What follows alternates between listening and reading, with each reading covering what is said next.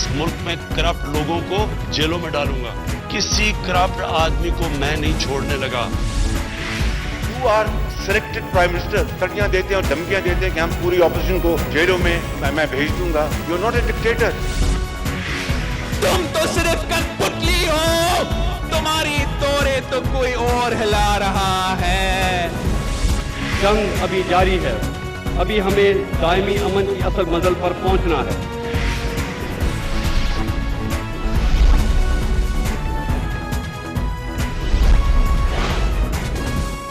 आप देख रहे हैं खबरों, तबसरों और तज्जियात पर मबनी पाकिस्तान का सबसे मोतबर न्यूज शो दुनिया, कामरान खान के साथ। अस्सलाम वालेकुम, मैं हूं कामरान खान। भारत आज 73वां यौम जमहूरिया मना रहा है, मगर दुनिया से अब यह हकीकत ढकी छुपी नहीं कि हिंदुस्तान सोच के हमायती भारतीय हुकूमत नरेंद्र मोदी के इस भारत में बस नाम की ही जमहूरियत है। भारत में अक़लियती 30 करोड़ आबादी शदीद खौफ का शिकार है। भारतीय इंतहा पसंदों ने हुकूमती आशीर्वाद से उनका जीना दोभर कर रखा है। मुस्लिम अक्सरियती मकबूजा कश्मीर में भारतीय इंतहा पसंद फ़ौज की मदद से काबिज़ हैं। आज दुनिया भर के कश्मीरी भारत के यौम जमहूरिया को यौम स्याह के तौर पर मना रहे हैं। बैनुल-अक़वामी मीडिया बार बार इसकी गवाही दे रहा है कि नरेंद्र मोदी की जमात बीजेपी सियासत, इसकी नफ़रत और मजहबी तक़सीम पर इसके मीनार हैं, इसी पे खड़ी है। मोदी की क़यादत में निचली सतह से ऊपर तक अक़लियत मुखालिफ जज्बात को मुनज़्ज़म तरीके से भड़काया जाता है। ख़ास तौर पर भारतीय मुसलमानों के ख़िलाफ़ जाली ख़बरों और सोशल मीडिया के ज़रिए गलत मालूमात और झूठ की बुनियाद पर नफ़रत फैलाई जा रही है। कभी लव जिहाद के नाम पर, कभी गाय का गोश्त रखने के इल्ज़ाम पर मुसलमान तशद्दुद और मार मार कर जान लेने के मुख्तलिफ वाक़यात से दो चार हुए हैं। अक़लियतों और ख़ुसूसन मुसलमानों के ख़िलाफ़ नफ़रत, इश्तिआल अंगेज़ी और तशद्दुद इस हद तक बढ़ चुका है कि माहिरीन भारत में मुसलमानों की नस्ल कुशी के ख़दशे का इजहार कर रहे हैं। मकबूजा कश्मीर की सूरत हाल कहीं ज़्यादा ख़राब है। 5 अगस्त 2019 के बाद से वहाँ के हालात नाकाबिले बयान हैं। ह्यूमन राइट्स वॉच के मुताबिक मकबूजा कश्मीर में तशद्दुद और मावराए अदालत हलाकतों के वाक़यात मामूल हैं। पिछले साल के सिर्फ 9 महीनों में पुलिस हिरासत में 143 कश्मीरी मार दिए गए, जबकि 104 कश्मीरियों को जाली मुकाबलों में कत्ल किया गया। भारत ने 2.5 साल कबल 5 अगस्त को मकबूजा कश्मीर की खुसूसी हैसियत भी ख़त्म की थी और अब इंतहा पसंद हिंदू रियासत कश्मीर पर 9 लाख सिक्योरिटी फोर्सेस के ज़रिए काबिज़ हैं। कल अक़वाम मुत्तहिदा में पाकिस्तान के मुस्तकिल मंदूब मुनीर अकरम ने भारत को जनूबी एशिया में दहशतगर्दी की माँ करार दिया और बताया कि 1989 से अब तक 96,000 कश्मीरी शहीद, 23,000 ख़वातीन बेवा कर दी गई हैं, 11,000 से ज़ायद ख़वातीन के साथ ज़्यादती की गई है और 1 लाख मकान और स्कूल तबाह किए गए हैं। हालात की संगीनी गवाही दे रही है कि भारत सियासतदान और उसके तमाम सियासतदान, भारतीय सेलिब्रिटीज़ इस सब की गवाही दे रहे हैं जो भारत में हो रहा है। ये पूरी कैफियत है, पूरी दुनिया इसको देख रही है। इस मौजू पर बात कर रहे हैं। भारत के 73वें यौम जमहूरिया पर हमें ज्वाइन कर रहे हैं मुशीर कौमी सलामती वज़ीर आज़म के डॉक्टर मोईद यूसुफ। बहुत बहुत शुक्रिया डॉक्टर मोईद यूसुफ साहब। ये फरमाइएगा कि बहरहाल ये तमाम बातें हमने दिखाई, सारी दुनिया इसकी, मीडिया भी गवाही दे रहा है, मगर इसके बावजूद एक माशी तरक्की हो रही है भारत में, सारी दुनिया में एक्सेप्टेबिलिटी है, उसका एक इन्फ्लुएंस है, वो तमाम चीज़ें जो हैं दुनिया को इससे कोई परवाह नहीं है जो कि हम कैफियत दिखा रहे हैं और यकीनन वो हकीकत है। कामरान साहब शुक्रिया। देखिए, पहले तो मेरा ख्याल है कोई अल्फाज रह नहीं जाते जो आपने अपने इब्तदाइये में बात की और जो क्लिप्स दिखाए हैं। हकीकत तो पहले समझ लें और हकीकत को मान लें।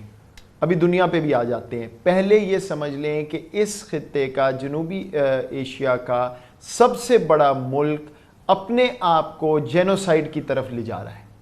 ये सिर्फ कश्मीर की बात नहीं है, मकबूजा कश्मीर में तो पहले से ही मामलात उस तरफ पहुंचे हुए हैं। वॉर क्राइम्स क्या, क्राइम्स अगेंस्ट ह्यूमैनिटी क्या।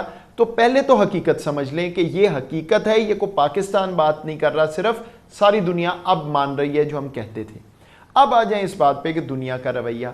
तो कामरान साहब, मैं आपको ये पूछता हूँ कि यूरोप में जब वहाँ पे नाज़ी जर्मनी का मामला चल रहा था तो क्या दुनिया मान रही थी या दुनिया ने आंखें बंद की हुई थी? कितने साल लगे दुनिया को? पहले तो कहते थे जी जमहूरियत के निज़ाम के थ्रू आया, फिर कहते थे इकॉनमी ठीक कर रहा है, फिर उसके साथ पीस के अकॉर्ड्स हुए और फिर समझ आई कि आगे चीज़ निकलनी क्या थी। ہم بار بار دنیا کو یہ کہہ رہے ہیں, آپ درست فرما رہے ہیں کہ ان کی آنکھیں بند ہیں, اور ہم تو یہ کہہ رہے ہیں کہ آنکھیں بند ہیں, اور ان کا یہ خیال ہے کہ سم ہاؤ یہ ملک جو ہے یہ چائنا کو کاؤنٹر کر لے گا, وہ اپنے آپ کو تباہ کر رہا ہے, اور سم ہاؤ ان کے انٹرسٹ جو وسطی دنیا کے ہیں وہ پروٹیکٹ کر لے گا. وہ انڈیا منہ سے کہتا ہے کہ ہم نے نہ کبھی کیے ہیں نہ ہم کریں گے, نہ ان میں وہ صلاحیت ہے, اور جس طرف جا رہے ہیں ان کو تو پتہ نہیں اپنا آگے کیا بنے گا. تو دیکھیے, میں بحیثیت نیشنل سیکیورٹی ایڈوائزر میں آپ کو ریکارڈ پہ کہہ رہا ہوں کہ پاکستان کی کوئی ایل انٹینٹ نہیں ہے. ہم نہیں چاہتے کہ ہندوستان میں وہ ہو, کیونکہ وہاں پہ اقلیتیں مسلمان 200 ملین, ان کا کیا حشر ہوگا. تو میں تو نہیں یہ کہہ رہا کہ جی وہ تباہ ہو جائیں وغیرہ, یہ تو ان کی ایک obsession ہے پاکستان سے, لیکن یو آر رائٹ, دنیا اس کو اس طرح نہیں دیکھ رہی. مقبوضہ کشمیر پہ تو ہم کتنی دفعہ بات کر چکے, بار بار کریں گے, لیکن اگر یہ کوئی اور ملک ہوتا تو میں آپ کو وثوق سے کہتا ہوں, اگر وہ اس وقت وہ جو ہوتا ہے کہ ایک آپ نے اپنے آپ کو کنونس کر لیا کہ جی بس یہ ملک ہمارے لیے کھڑا ہوگا, وہ تو خیر ہونا ہی نہیں ہے. لیکن اگر دنیا نے آنکھیں بند رکھیں تو نہتے وہاں پہ اقلیتیں, تو مسلمان شہید ہوں گے, اقلیتوں کے خلاف ایکشن ہوں گے, لیکن یہ اس جنوبی ایشیا کا معاملہ نہیں رہے گا.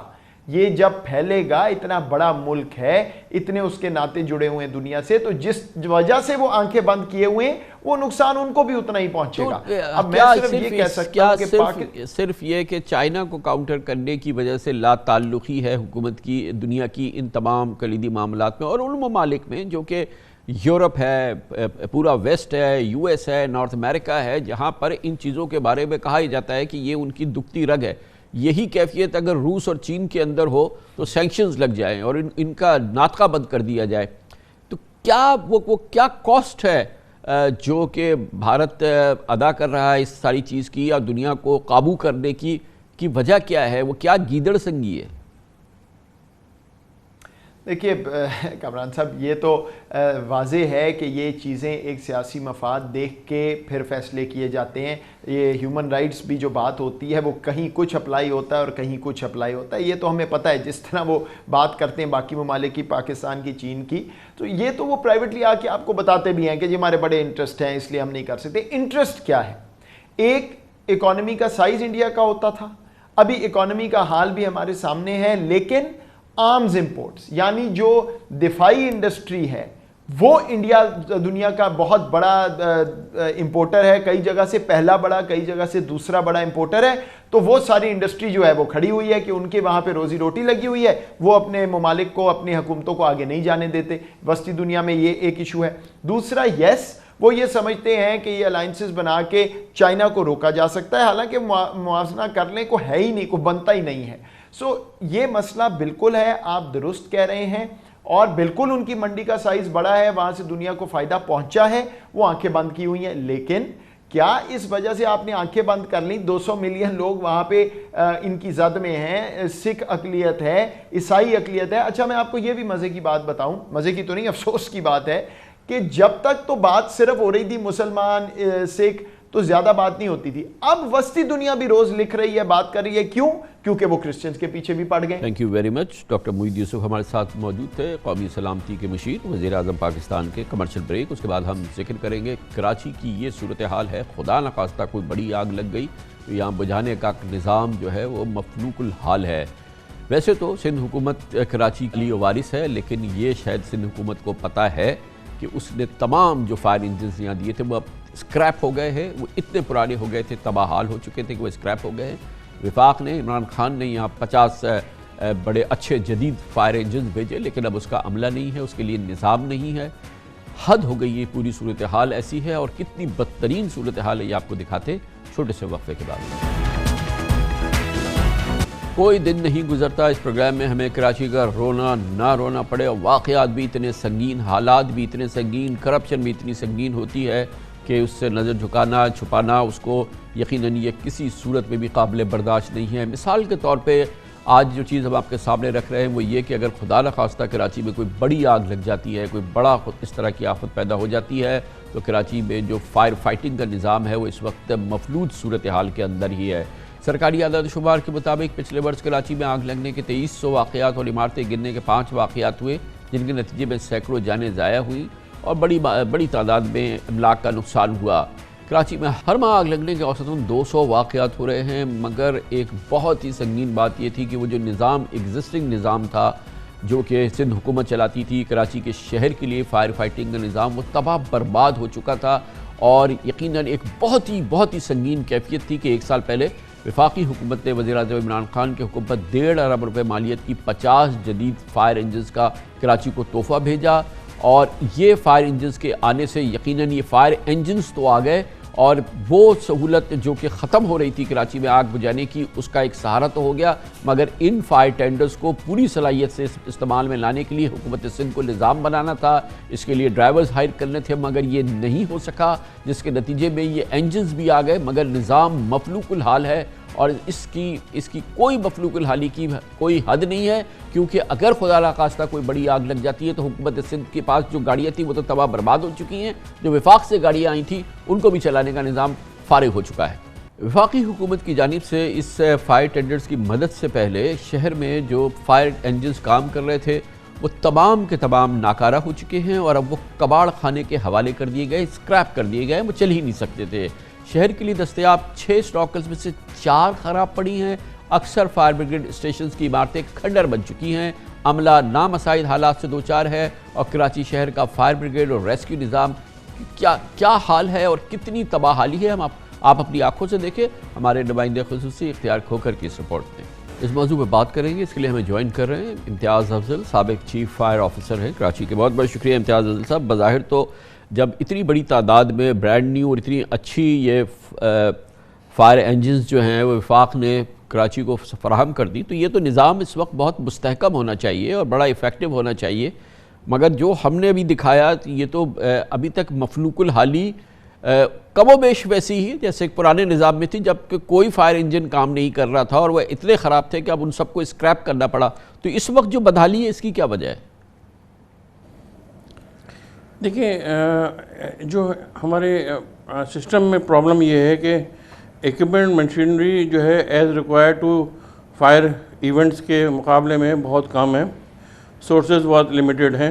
ہم کبھی کبھار سال 2 سال 4 سال کے بعد جو ہے کوئی ایکوپمنٹ دے دیتے ہیں، کوئی فائر ٹینڈر دے دیتے ہیں، لیکن وہ بہت لیس ہوتا ہے as compare to number of fire ratios occur in the city روزانہ کے حساب سے وہ بہت کم ہوتا ہے، اور پھر ایک لارج اسکیل کے اندر ان فائر اٹینڈنٹس کو چیک کرنا، ان ٹائم ٹرن آؤٹ کرنا گاڑیوں کا، روڈ پہ ٹریفک جیمز ہے، سو مینی پرابلمس ہیں جو جا کے ایک رول جو پورا ادا کرنا چاہیے فائر سروس کو وہ نہیں کر پاتے due to lack of equipment and machineries, اور جو ہم کوالیفائڈ اینڈ ٹرینڈ ہونے کے باوجود جو ہے نہیں امتیاز صاحب، اس وقت تو مسئلہ یہ ہے کہ اب سے ٹھیک ہے 1 سال پہلے تک یہی صورتحال تھی کہ وہ جو ایکوپمنٹ تھا یا فائر ٹینڈرز تھے وہ تو خود ہی اس قابل نہیں تھے کہ وہ روڈ پہ نکلیں، لیکن ابھی تو یہ فیڈرل گورنمنٹ نے 50 برانڈ نیو فائر ٹینڈرز دے دیے ہیں، اور یہ سارے بڑے اچھے اور ماڈرن قسم کے ایکوپمنٹ ہے، لیکن اس کے باوجود جو نظام ہے فائر جو اس کو چلانے کا وہ موجود ہی نہیں ہے۔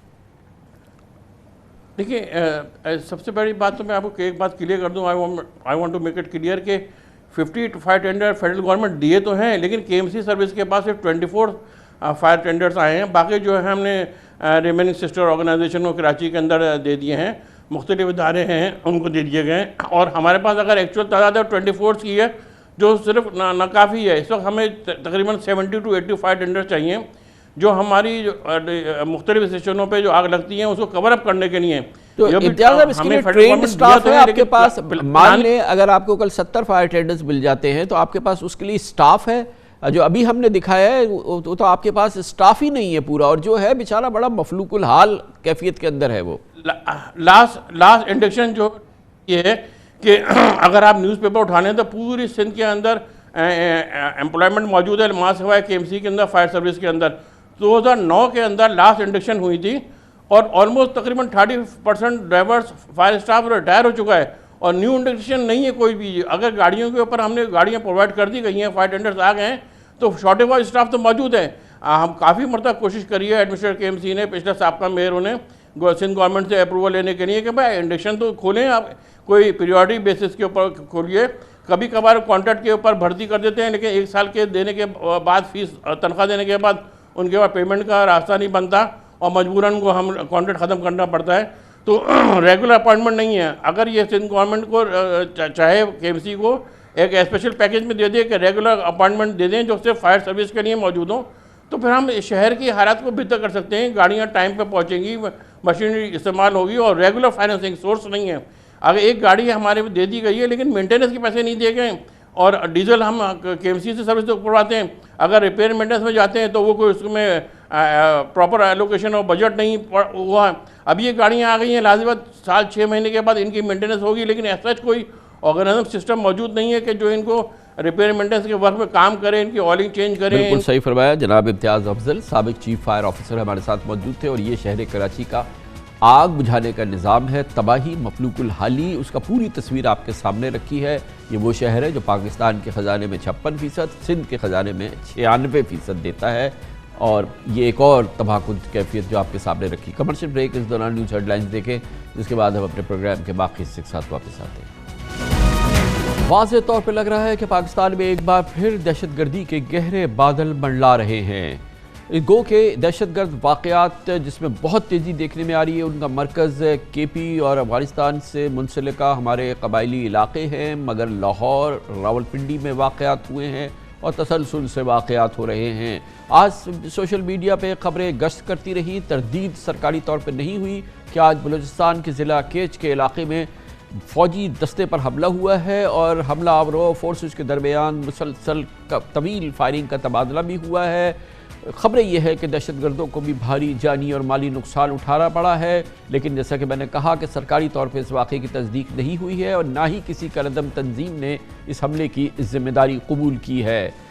تاہم لاہور کے انارکلی کے واقعے کے ایک ہفتے کے اندر آج دوسری بار ملک دشمنوں نے یہ وارد کیا ہے. پچھلے ہفتے وفاقی حکومت اسلام آباد میں ایک پولیس چیک پوسٹ پر دہشت گردی ہوئی تھی, اور کالعدم TTP نے اس حملے کی ذمہ داری قبول کی تھی. اس حملے میں بھی 2 دہشت گرد مارے گئے تھے. اسی رات کالعدم TTP نے ضلع دیر اور شمالی وزیرستان میں 2 پولیس اہلکاروں کو شہید کرنے کا دعویٰ کیا تھا. آج سیکیورٹی فورسز نے شمالی وزیرستان میں آپریشن کیا, اور فائرنگ کے تبادلے میں انتہائی مطلوب دہشت گرد صدام ہلاک ہوا ہے. ISPR نے کہا ہے کہ ہلاک ہونے والے دہشت گرد دیسی ساختہ بارودی سرنگیں بنانے کا ماہر تھا.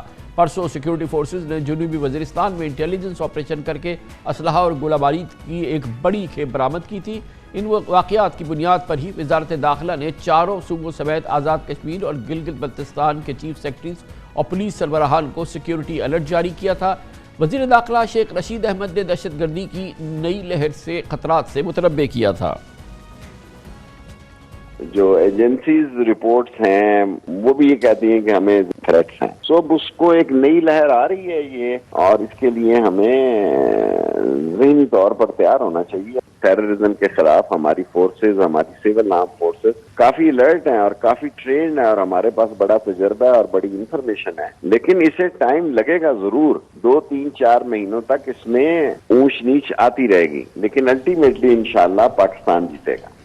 ماضی میں کہا یہ جاتا تھا کہ دہشت گردی اور اس کی تنظیمیں ان کا گڑھ افغانستان ہے, جہاں پر افغانستان کی حکومت غیر ملکی انٹیلیجنس ایجنسیز, اس وقت کی افغان انٹیلیجنس ایجنسیز کی پاکستان کے خلاف جو دہشت گردی پر آمادہ گروپ ہیں ان کی مدد کر رہی ہیں. مگر بہرحال صورتحال تبدیل ہو گئی ہے, لیکن اس کے باوجود دہشت گردی میں مسلسل اضافہ دیکھا جا رہا ہے. قبائلی اضلاع میں سرگرم یہ تنظیمیں پچھلے ہیں اور آج بھی وہ نظر آتی ہیں, مگر پچھلے سال کالعدم TTP نے پاکستان بھر میں 87 چھوٹے بڑے حملوں کی ذمہ داری قبول کی, جن میں زیادہ تر حملے قبائلی علاقوں تک محدود رہے. لیکن اب دہشت گرد لاہور کے انارکلی بازار اور اسلام آباد کے مرکزی سیکٹرز میں بھی حملہ آور ہیں. اعداد و شمار کے مطابق پچھلے 2 سال میں کالعدم TTP نے راولپنڈی اور اسلام آباد میں 11 دہشت گرد حملے کیے, جن میں 13 سیکیورٹی اہلکار جاں بحق ہوئے. Pakistan Institute for Peace Studies کے مطابق پچھلے سال ملک میں 207 دہشت گرد حملے ہوئے, جن میں 303 افراد جاں بحق ہوئے, جن میں 177 سیکیورٹی فورسز اہلکار اور 126 عام شہری تھے. مختلف کارروائیوں میں سیکیورٹی فورسز نے بھی 32 دہشت گردوں کو مارا. 208 حملوں میں سے 128 واقعات TTP نے اس کی ذمہ داری قبول کی. اس کے علاوہ داعش خلصانی اور اس کے مختلف دھڑوں نے بھی چند حملوں کی ذمہ داری قبول کی. تشویش کی بات یہ ہے کہ بظاہر افغان طالبان کی جانب سے کالعدم TTP کو پاکستان میں حملوں سے باز رکھنے کی کوئی کوشش کہیں تو کی جا رہی ہے, مگر اس کا کوئی اثر نظر نہیں آ رہا, سوائے یہ کہ افغان طالبان نے حکومت پاکستان سے کالعدم TTP سے مذاکرات کرانے میں सहूलतकारी अंजाम दी है। पाकिस्तान में ये इस वक्त सीरियस सिचुएशन और इसी हवाले से इस सूरत हाल का बाकायदा इत्तला दी है, सेनेट में खिताब किया है वज़ीर दाखिला शेख रशीद अहमद ने। 15 अगस्त से लेके आज तक दहशतगर्दी की तादाद में इजाफा हुआ है। सब लोगों को पता है कि कुन्नड़ की सूरत हाल क्या है, नूरिस्तान की सूरत हाल क्या है, ये सब उस इलाके से तल्लक रखते हैं। केज की सूरत हाल क्या है, मुस्तोंग की सूरत हाल क्या है। 5-6 मेजर तंजीमें हैं जनाब चेयरमैन। दाइश है, अलकायदा का राशा एलिमेंट है, TTP है, BRA और UDA के बारे में कह दिया कि नई BNA बन गई है 11 जनवरी से। इंडियन ने जब देखा कि अफगानिस्तान से नहीं कुछ हो रहा तो उन्होंने पाकिस्तानी लोगों को, अब हमने जो पकड़े हैं चेयरमैन साहब, इंडियन रॉ ने पाकिस्तानी जो बास क्रिमिनल हैं उनको एंगेज किया कि 25 लाख ले लो, 50 लाख ले लो। इस सूरत हाल को हमने मिलकर मुकाबला करना है। इस पूरी सूरत हाल में बात करते हैं। पाकिस्तान में सिक्योरिटी उमूर के मुमताज़ माहिर, बहुत सीनियर तज्ज़ियाकार जनाब इकराम सहगल हमें ज्वाइन कर रहे हैं। बहुत बहुत शुक्रिया सहगल साहब।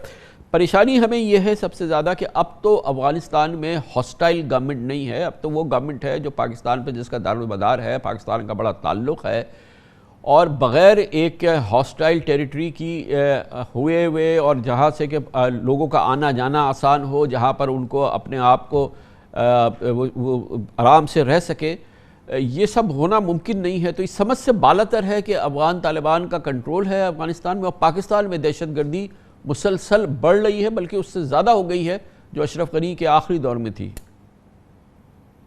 कमरान, इसमें कोई हैरानगी वाली बात नहीं है। हैरानगी वाली बात नहीं है क्योंकि पहले तो आप समझे कि जो अफ़गान तालिबान थे उनके जो फ़ौज थी जो कब्ज़ा किया है, अभी जिन्होंने फतह किया है अफ़गानिस्तान में, वो कौन है? उनमें से बहुत से लोग हैं जो यहाँ से मदरसों से गए थे, और मैं समझता हूँ कि कम से कम 20 से 25% उनकी फ़ौज इसी तरह की थी। और दूसरी बात, उन लोगों में वो भी शामिल हो गए जो TTP के लोग यहाँ से जब बसपा हुए, जब पाकिस्तान आर्मी ने अपनी काउंटर इंसर्जेंसी की और काउंटर टेररिज्म की काफ़ी सक्सेसफुल रहे, तो भाग के जब गए तो उधर अफगानिस्तान में कुछ तो जाके अफगान तालिबान को ज्वाइन कर गए, कुछ आ गए खट के कंट्रोल में। खट के कंट्रोल में थे, वो दहशतगर्दी बरकरार रखा, उन्होंने इस्तेमाल किया बॉर्डर एरिया से, कोशिश किया काफ़ी दफ़ा, लेकिन उनको इतनी कामयाबी नहीं मिली। नाउ आप सोचें, जितनी भी गवर्नमेंट आपकी आती है अफगानिस्तान में और किस तरह की गवर्नमेंट आती है, आप समझते हैं जो लोग यहाँ से गए हैं वो वहाँ पर रहेंगे? वो तो कभी ना भी ज़रूर कोशिश करेंगे कि वापस आए। हमें जो थ्रेट परसेप्शन थी इसकी, हमें पहले ही इसके बारे सोच लेना चाहिए। इनफैक्ट 6 महीने पहले सितंबर 5 को मैंने एक आर्टिकल लिखा था, और मैंने लिखा था कि out of the box security measures, जिसके अंदर मैंने ये भी कहा था कि आप अपने रेंजर्स को for internal security and coast guards को फॉर एक्सटर्नल जो बॉर्डर सिक्योरिटी के लिए आप डबल कर दें नंबर में। और मैंने ये भी सजेशन दी थी कि आप पाकिस्तान आर्मी के जो लोग रिटायर हो रहे हैं उनको 3-4 साल के लिए उनकी रिटायरमेंट आप बंद करें और ट्रांसफ़र करें उन लोगों को into this civil armed forces. जो ये ट्रेन मैन पावर आपकी है, और ऐसे भी यंग है जो मोस्टली रिटायर करते हैं वो 42-43 इस एज में, जो एब्सोल्यूट सोल्जर बोलते हैं ना, उनकी जो वक्त आती है उनकी पोटेंशियल की निकालने की, उस वक्त वो रिटायर हो जाते हैं। हमें कोई इस पर शक नहीं होनी चाहिए, कुछ भी कर ले अफगान तालिबान, जितनी भी आपकी गवर्नमेंट काबुल में आए, जो नीचे वाले लोग हैं तबके, आप समझते हैं वो उनकी बात मान लेंगे? अगर चलो मान भी लेते हैं, उनकी अपनी यहाँ पर लिंक्स हैं। और दूसरी बात नहीं, मगर साहब असल बात तो ये है, as far as TTP is concern, Afghan Taliban का तो उन पर बड़ा इन्फ्लुएंस है। वो तो उनके एक तरह से स्पिरिचुअल लीडर भी हैं, वो कहते भी हैं कि हम उनके कमांड के अंदर हैं। पाकिस्तान का इतना बड़ा लेवरेज है, ये सारी चीज़ें हैं, और ये TTP बबांग दोहल कहती है कि रोज़ाना वो कहती है कि हमने ये हमला किया, हमने वो हमला किया।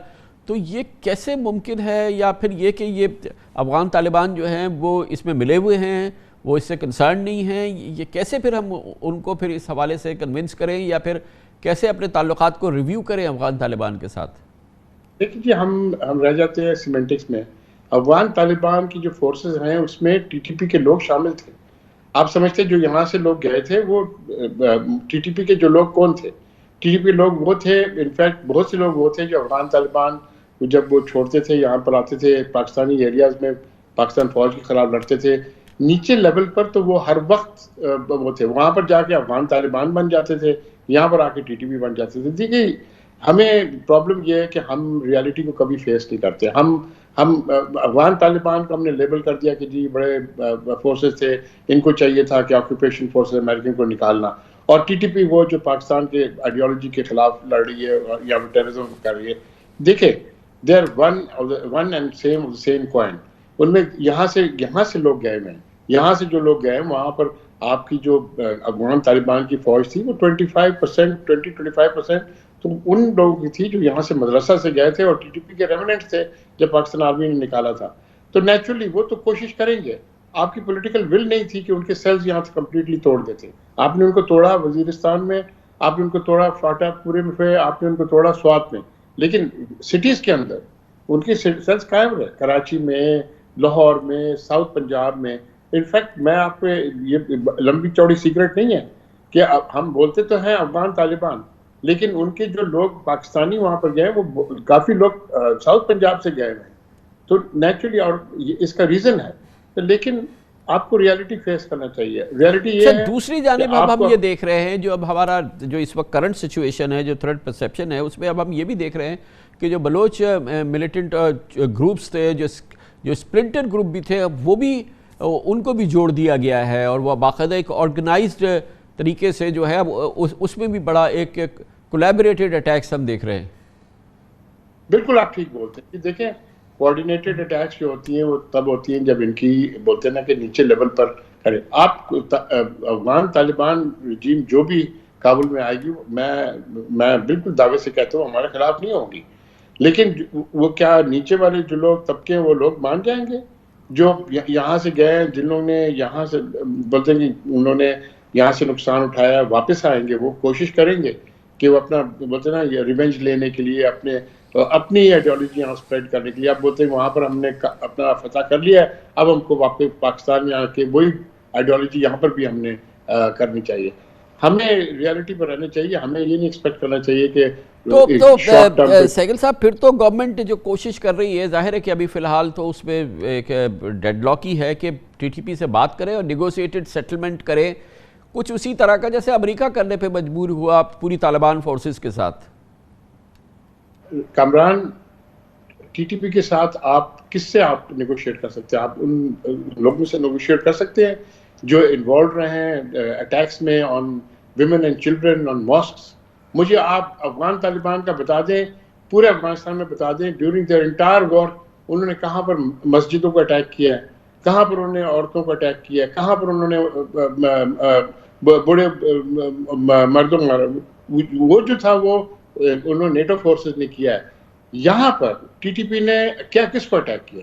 مسجدوں کو اٹیک کیا, بچوں کو اٹیک کیا, اسکولوں کو اٹیک کیا. یہ ٹیررزم تھا, پیور اینڈ سمپل ٹیررزم.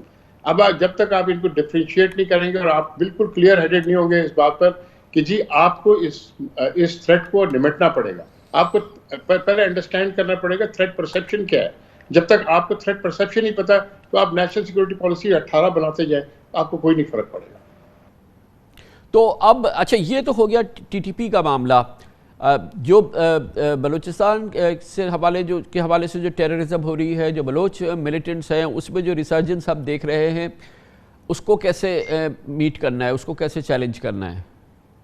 دیکھیے یہ ایک ڈفرنٹ مسئلہ ہے ٹوٹلی. یہ مسئلہ یہ ہے کہ بلوچ ملیٹنٹس جو یہ را کے ایکچولی تھے, پہلے بھی را اسپانسر تھے اور اس میں کوئی شک نہیں کہ, اور ان کو سیف ہیونز مل جاتا تھا اکراس ایرانین بارڈر, اور وہ اس لیے ملتا تھا not because the Iranian government involved with them, but وہ اس لیے ملتا تھا کہ وہ علاقہ جو ہے وہ واس ڈیسولیٹ پلیس ہے, وہاں پر اسمگلنگ وگلنگ چلتی ہے, اور اس آڑ کے نزدیک وہ کرتے تھے. اور یہ نیچرلی اب جب انڈیا نے دیکھا کہ ان کا ایک بہت بڑا پلیٹ فارم ختم ہو گیا مین لینڈ افغانستان, تو انہوں نے اپنی شفٹ کر دی emphasis to the Iranian border. اور آئی تھنک میں یہ سمجھتا ہوں کہ ہمیں یہ ٹیک اپ کرنا چاہیے, کیونکہ نیچرلی ایرانین بھی ہم سے خوش نہیں ہے کہ ہم نے بھی یہاں پر ہاربر کیا ہوا تھا ایک فار ٹائم جو ان کے تھے, جو ان کے کو سمجھتے تھے دہشت گرد ہیں. تو آئی تھنک ہمیں ایران کے ساتھ بیٹھ کر کے یہ بالکل ایک وہ کرنا چاہیے, بیکاز وی کی ناٹ افورڈ کہ یہ بلوچ ملیٹنٹس جو ہے پھر जम जाए यहाँ पर। हम एक ज़माने में हमने इनको कम्प्लीटली ऑलमोस्ट पस्ता कर दिया था और आई थिंक काफ़ी पेशरफ्त हुआ था इसके अंदर। और आई थिंक जो सिविलियन गवर्नमेंट आई थी उन्होंने काफ़ी कुछ काम किया था, लेकिन अब फिर ये तो आपके ख्याल में इनकी चाबी जो है वो ईरान में है? इनकी चाबी ईरान में है, बट वो जो प्रॉक्सी है वो इंडिया से आया। थैंक यू सो मच, बहुत बहुत शुक्रिया जनाब इकराम सहगल हमारे साथ मौजूद थे। Commercial break. पाकिस्तान के सियासी माहौल में इस वक्त जिक्र है उस गारंटी का जो शहबाज शरीफ साहब ने दी थी कि नवाज शरीफ 1 महीने के अंदर वापस आ जाएंगे, लेकिन उस गारंटी के अंदर उन्होंने साफ तौर पर लिखा था कि अगर उनको डॉक्टर इजाज़त देंगे। अब हुकूमत शहबाज शरीफ साहब से इसका हिसाब लेना चाहती है, उनके खिलाफ कार्रवाई करना चाहती है, हालांकि उस एफिडेविट में या उस गारंटी में ऐसी कोई बात नहीं थी कि वो 100% वापस लाने के ज़िम्मेदार होंगे। फवाद चौधरी वफाकी वज़ीर इत्तलात व नशरियात इस मौजू पर हमारे सवालात के जवाब देंगे एक छोटे से वक्फे के बाद। एक बार फिर लंदन में मुकीम साबिक़ वज़ीर आज़म नवाज शरीफ की वतन वापसी और इनके ज़ामिन और leader of the opposition Shahbaz शरीफ को कानून के कटहरे में लाने की बहस का आगाज़ हो चुका है। लेकिन बहरहाल हकीकत है कि नवाज शरीफ आए ना आए, शहबाज शरीफ का बाल बेका फ़िलहाल हो नहीं सकता, क्योंकि वापसी की गारंटी देते वक्त शहबाज शरीफ ने हल्फनामे में वाज़े तौर पर लिखा था कि अगर डॉक्टर्स इजाज़त देंगे तो नवाज शरीफ वापस आएंगे। इस हवाले से नई पेशरफ्त यह है कि अटॉर्नी जनरल पाकिस्तान खालिद जावेद खान ने शहबाज शरीफ को एक ख़त भेजा है जिसमें कहा है कि आपने नवाज शरीफ को वापस लाने की तहरीरी यकीन दहानी कराई थी और अब लगता है कि नवाज शरीफ की तबीयत ठीक हो गई है, जिसकी तस्दीक उनकी सरगर्मियों और करीबी दोस्तों के बयानात से होती है।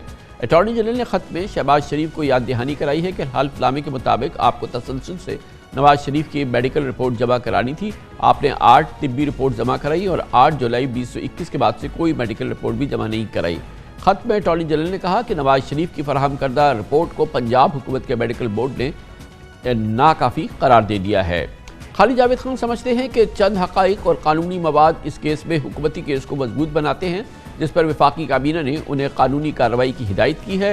अटॉर्नी जनरल पाकिस्तान का कहना है कि शरीफ बिरादरान अपने हल्फनामों और अदालती हुक्म की तामील के पाबंद हैं।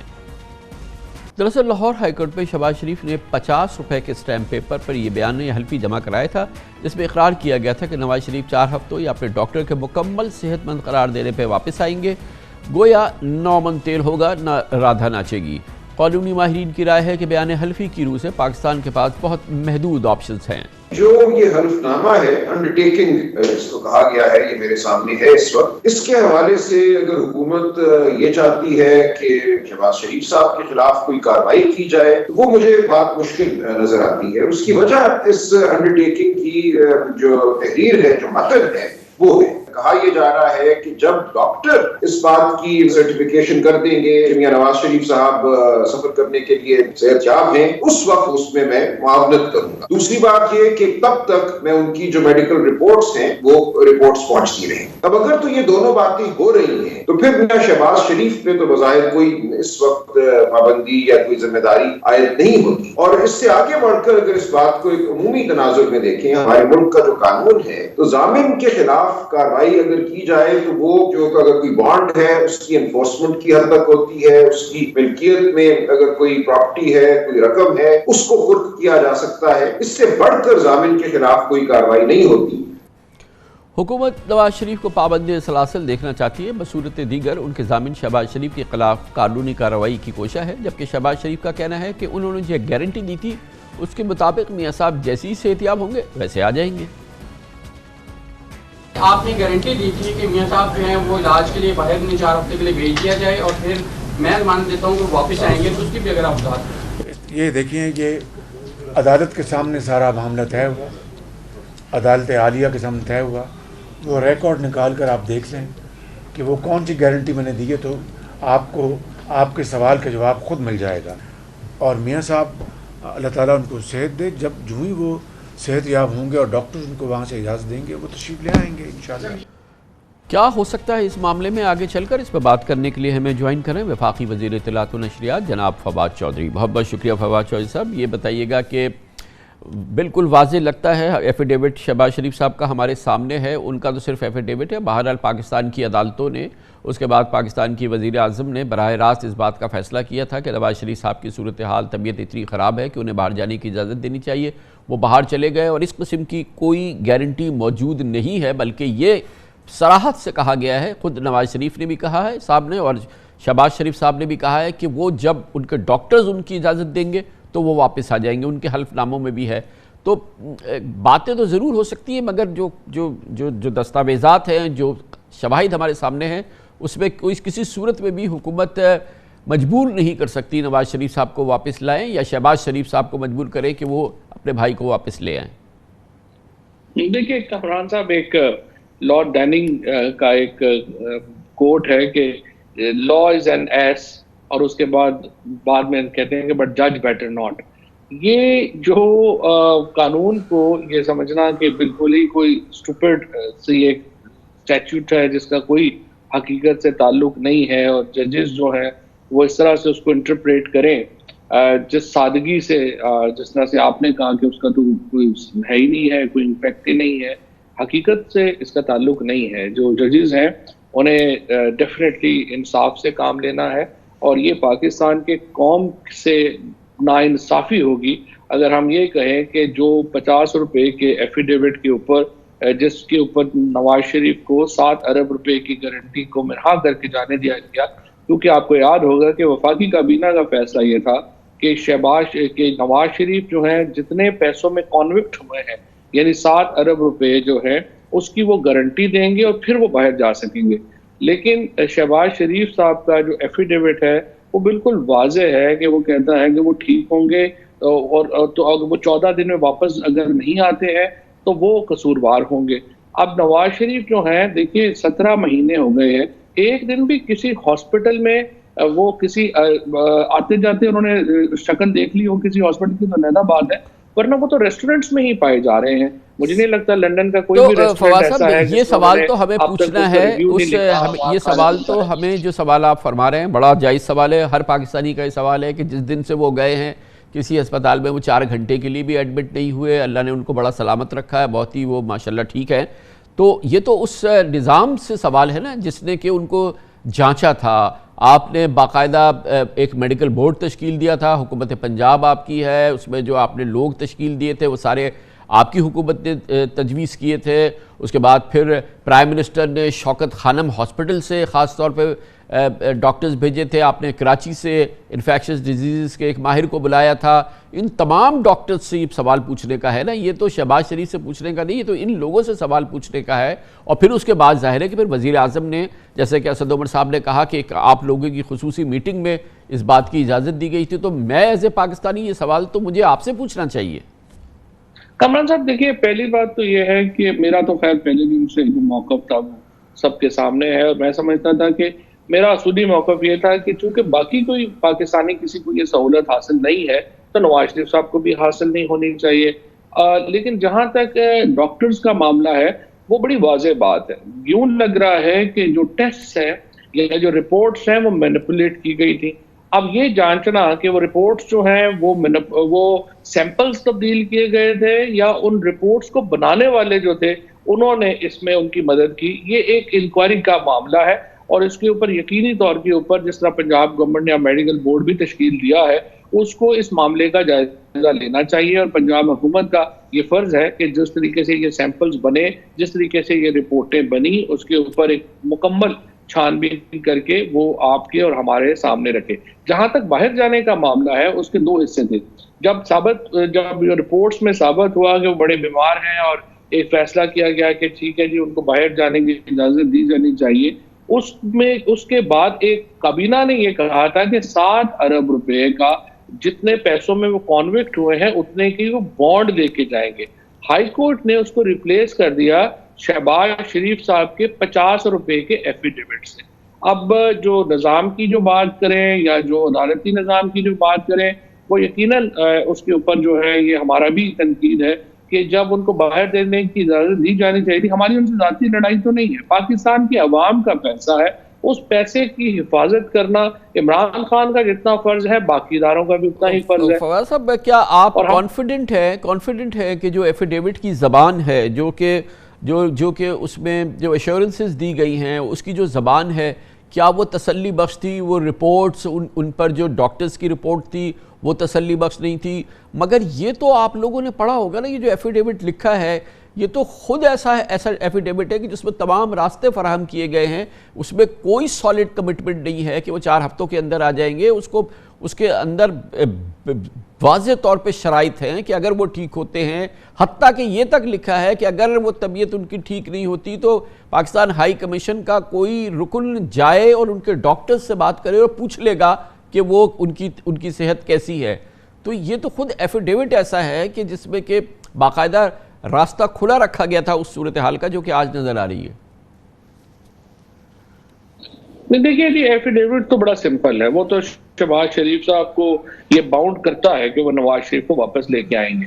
اب جہاں تک ان کی صحت کا تعلق ہے یا الیکشن، ہمارا جو ہائی کمیشن ہے وہ کم از کم 2 بار رابطہ کر چکا ہے شریف فیملی سے اور ان سے درخواست کر چکا ہے کہ یا تو آپ نواز شریف کی جو علاج معالجے کا معاملہ ہے اس کو ان کے نیلم میں لے کے آئیں، ادروائز اس ڈاکٹر کا ہی بتا دیں جس سے وہ علاج کروا رہے ہیں. اور ابھی تک شریف فیملی کی طرف سے اس ضمن میں ان کو کوئی جواب نہیں دیا گیا، جس سے ظاہر یہی ہوتا ہے کہ نواز شریف صاحب سے آپ ہسپتال یا ڈاکٹر کا تو نہیں پوچھ سکتے، ان سے آپ ریسٹورنٹس کے ہی پوچھ سکتے ہیں کہ وہ ان کے خیال میں کون کون سے اچھے ہیں.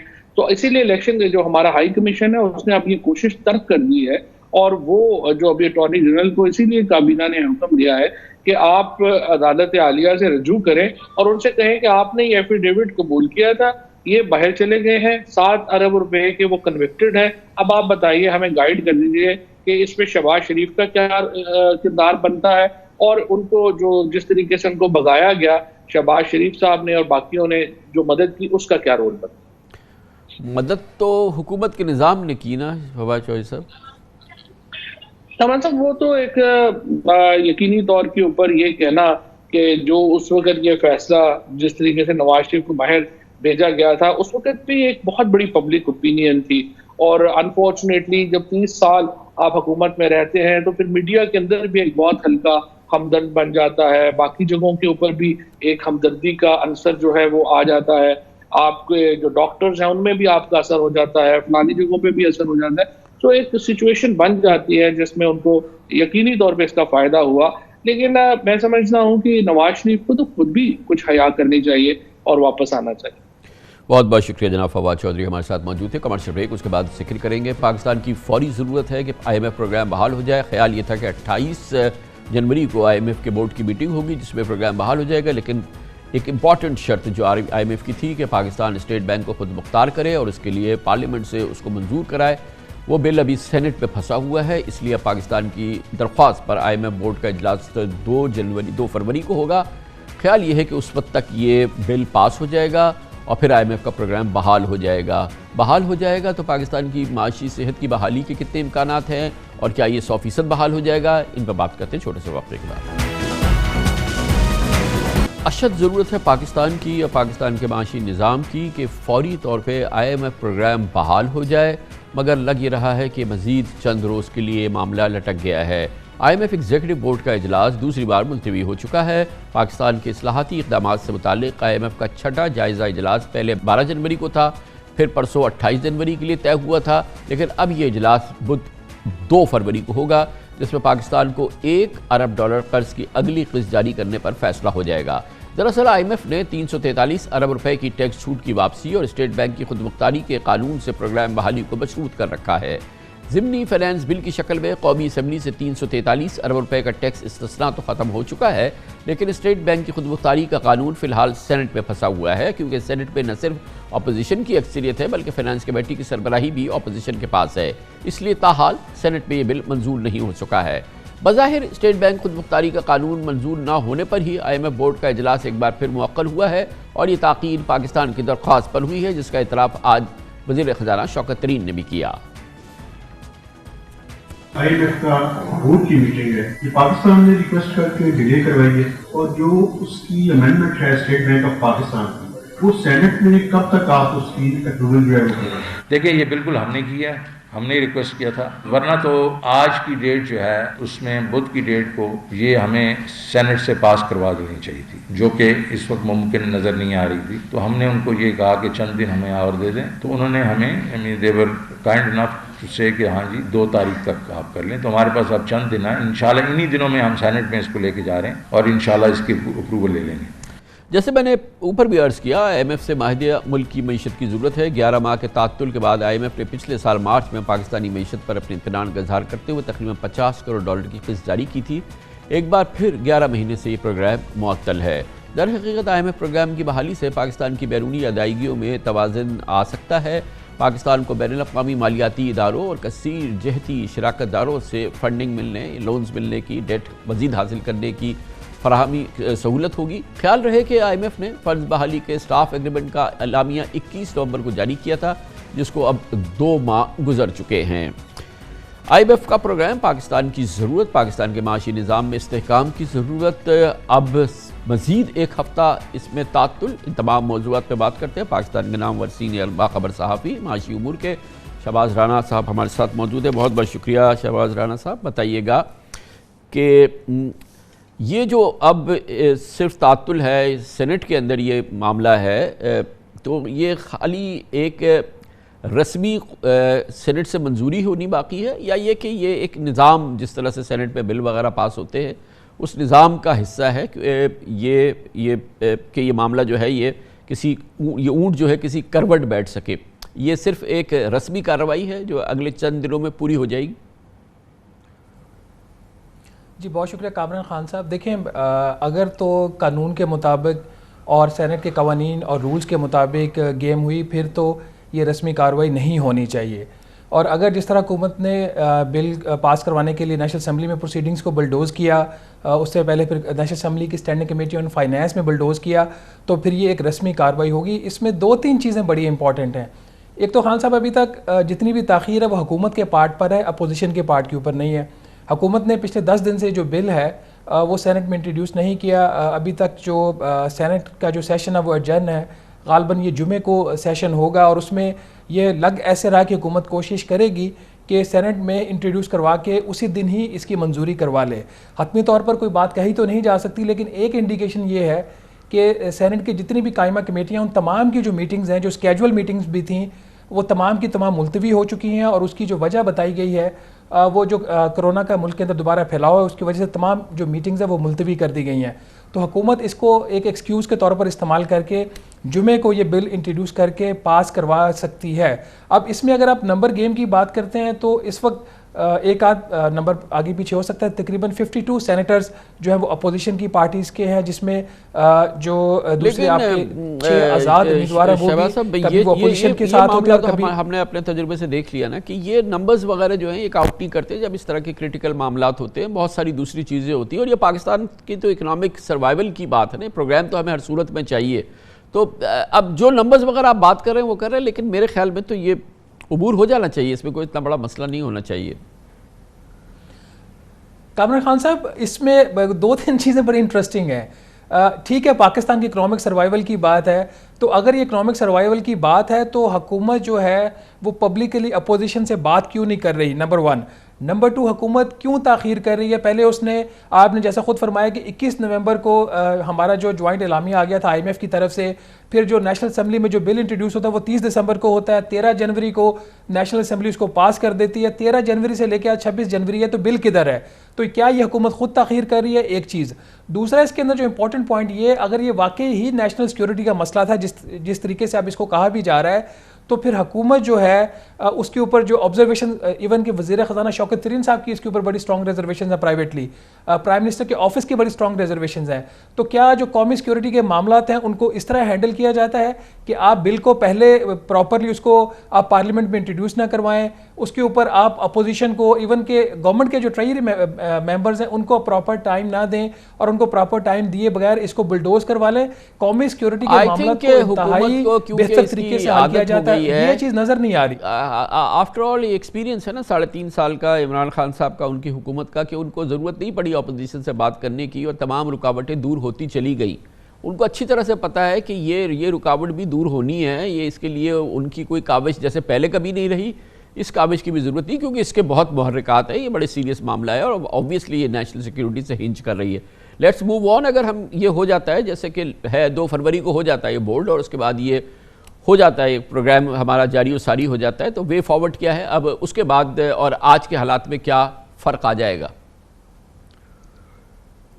دیکھیے کوئی ایک سی چینج پاکستان کی اکانومی کے اندر مجھے آتے ہوئے نظر نہیں آ رہا، سوائے اس چیز کے جو کہ ایک اہم چیز ہے وہ یہ کہ آپ کی اکانومی کے اندر اور اکنامک پالیسی کے اندر پریڈکٹیبلٹی آ جائے کہ جو بہت ضروری ہوتی ہے. مارکیٹس کے اندر جو ہے نا اس وقت تھوڑی سی نروسنیس ہے. اسٹاک مارکیٹ میں بھی آپ کو پتہ ہے کہ چیزیں اوپر نیچے ہو رہی ہیں، اسی طرح جو ایکسچینج ریٹ کی مارکیٹ ہے وہاں پہ بھی ہو رہی ہے. سب سے بڑی بات یہ حکومت کا جو سارا جو انحصار ہے وہ اس وقت غیر ملکی قرضوں کے اوپر ہے. تو اگر IMF کا پروگرام آ جاتا ہے تو ہمارے جو فلوز ہیں وہ بہتر ہو سکتے ہیں. ابھی ہم نے 6 ماہ میں پاکستان نے ایک ریکارڈ کچھ $10.5 ارب کے قریب غیر ملکی قرضہ لیا ہے، اور اس میں ایک جو آپ نے دیکھا کہ اس ہفتے جو سب سے مہنگا ترین ایک سکوک بانڈ بھی ایشو ہوا. تو اگر IMF کا پروگرام ہو جاتا ہے بالکل ایک پریڈکٹیبلٹی ان دا پالیسی آئے گی، مارکیٹ کو ایک سگنل مل جائے گا کہ ابھی ہم IMF کے پروگرام کے اندر ہیں، اور ایک ڈسپلن رہے گا. اور تیسری چیز اس کے اندر یہ کہ آپ کے فلوز بہتر ہو جائیں گے. اگر آپ کہتے ہیں کہ اس کی وجہ سے بہتری آ جائے گی، اچھا یہ بتائیے کہ یہ کم و بیش وہی پروگرام ہے نا جو مارچ میں ڈاکٹر حفیظ شیخ نے نیگوشیٹ کیا تھا، اور جو پھر رضا باقر اور پھر پاکستان کی اسی حکومت کی ٹیم نے کیا تھا نا، اور وہ مارچ سے لے کے اب ہم جنوری میں آ گئے. گویا کہ اگر یہ پروگرام جو کم و بیش اسی صورتحال میں مارچ پہ اس میں عمل درآمد ہو جاتا تو آج ہم 3 کوارٹرز کر چکے ہوتے اور معیشت کی بحالی کی تصویر صاف نظر آ رہی ہوتی. یہ تو عمران خان صاحب کی ایک سب سے بڑی غلطی ہوئی ہے نا، یا سب سے بڑا ان کی یہ کوتاہی ہوئی ہے کہ وہ پروگرام اس وقت قبول نہیں کیا، اور اب اسی پروگرام کو اسی شراب کو ایک نئی بوتل کے اندر جو ہے بند کر کے وہ حاصل کیا گیا ہے. کامران خان صاحب آپ نے بہت خوبصورت تجزیہ دیا. یہی ساری بات ہے، اور جو بات آپ نے خود فرمائی اس سے جو حکومت کی طرف سے دعوے کیے جاتے ہیں وہ اس کو نگیٹ کیا ہے آپ نے خود بھی، کہ جو پروگرام حفیظ شیخ صاحب کی ٹیم نے اور حفیظ شیخ صاحب نے نیگوشیٹ کیا تھا 19-20 کے فرق سے وہی پروگرام اب امپلیمنٹ ہونے جا رہا ہے.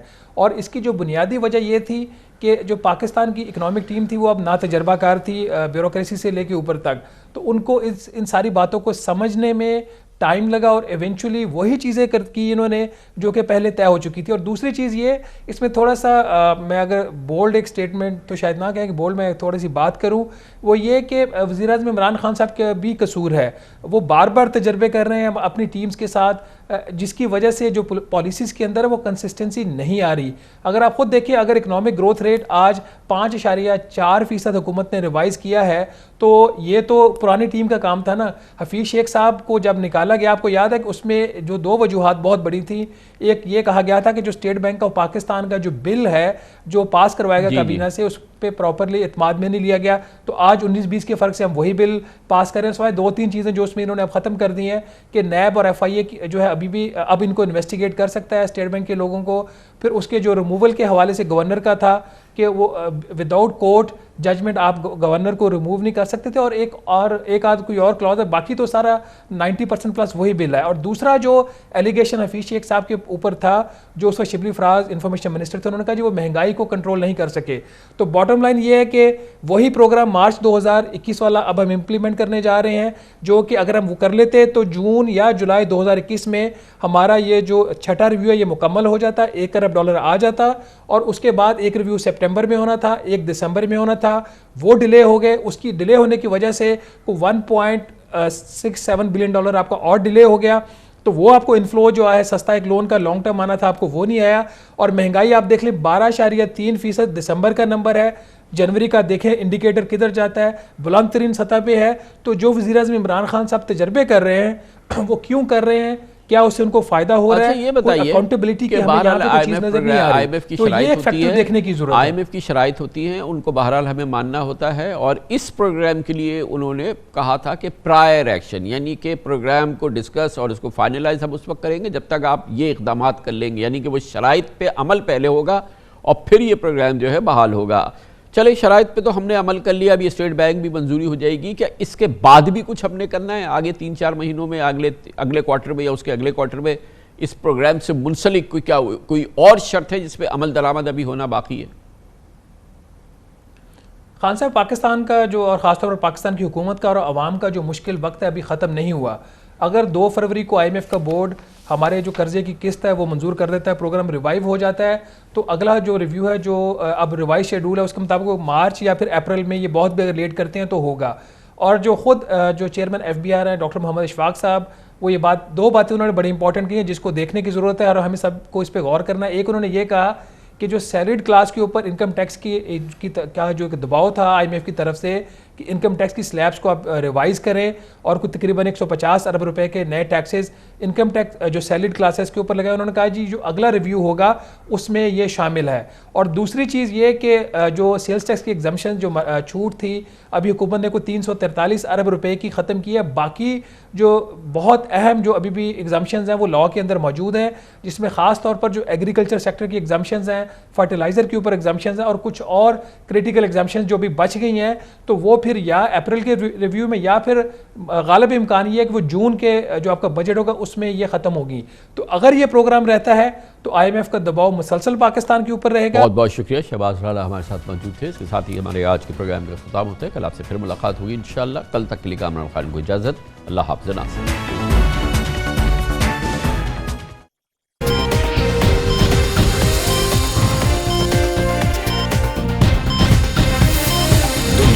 खबर की दुनिया।